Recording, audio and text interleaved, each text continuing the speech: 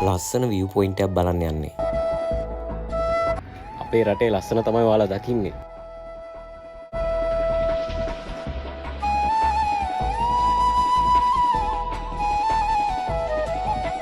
වැඩි කවුරුත් දන්නේ නැති ලස්සන view point එකකට අද අපි යන්නේ. අනිවාර්ය වීඩියෝ බලන්න. සිරිපා කරුණා කරන්න යනකොට අපිට හම් වෙනවා මොහිනී ඇල්ල. මේ ලොකේෂන් එකේ ඉඳලා කිලෝමීටර් 9.6ක් තියෙනවා. අපි බලන්න යන ලස්සන view point එකට. මුල්ගම හන්දියෙන් වමට මාරේ එස්ටේට් පාරෙන් තමයි මේ ලස්සන ලොකේෂන් එකට යන්න තියෙන්නේ. මානසික නිදහස විඳින්න හොඳම දේ මේ දකින සුන්දර පරිසරය. මොහිනී ඇල්ල තමයි අපිට ඈතින් පේන්නේ. ඒ වගේම අනිත් පැත්තට වෙන්න මවුස්සා කැලේ ජලාශය තමයි ඈතින් දකින්නේ. කොළ පාටින් පිරුණු පාරාදීසයක්. ලස්සන view point එකක් බලන්න යන්නේ. දැන් අපි පිෂින් හට් රෝඩ් එකේ තමයි යන්නේ. පින්වන්ත දර්ශනයක් තමයි ඈතින් අපිට පේන්නේ. උතුම් වූ ශීපාද කඳු වැටිය. තේවතු මැදින් අපි දැන් ලොකේෂන් එකට ඇවිත් තියෙන්නේ. ආර් බස් වලට මේ පාරේ එන්න අපහසුයි. ලස්සන තැන් හොයන් යන්න ටික අමාරුයි.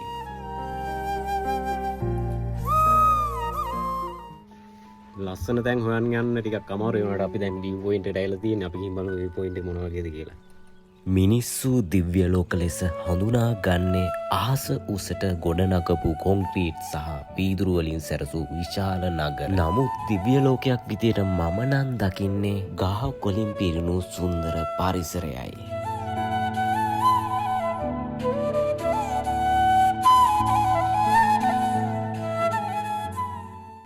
අපේ රටේ ලස්සන තමයි ඔයාලා දකින්නේ. සුන්දර වූ ගාර්මෝර් දියැල්ල තමයි ඈතින් පෙනෙන්නේ. ඒ වගේම බලන්න ලස්සනට වලාකුළු ගස් අතරින් පේන්නේ මවුස්සා කැලේ ජලාශය මත තියෙනවා. මේ දකින පරිසරයත් එක්ක පුදුම සැනසීමක් හිතට දැනෙන්නේ. ඔයාලත් ආවට කමක් නෑ. පොලිතීන් බෝතල් ගෙනල්ලා මේ පරිසර පද්ධතිය විනාශ කරන්න නම් එපා. පියාපු වාසනාවන්ත වහනි තමයි අර තියෙන්නේ. අපි ඔය පරිස්සමට එක්කන් ආපු වහනි තමයි මේ තියෙන්නේ වාසනාවන්ත. අදු වදින්නේ නැහැ කියන වාහන තමයි තින්නේ. හීට් වෙන වාහන අඳු යද්දි. කැම්පින් කරන්න බෑ ගහලා තියෙන උඩ. කැම් එක අනිත් පැත්ත හරවලා පෙන්නන්න නැත්තම් පේන්නේ නැහැ. කඳ උරු බැඳීමට අවසර නැත. සුන්දර වූ පරිසරයක ජීවය ලබන්නටත් පහස විඳ ගැනීමටත් සුසුම් හෙලීමටත් නිදහසේ ජීවත් වීමත් අපලද භාග්‍යයකි.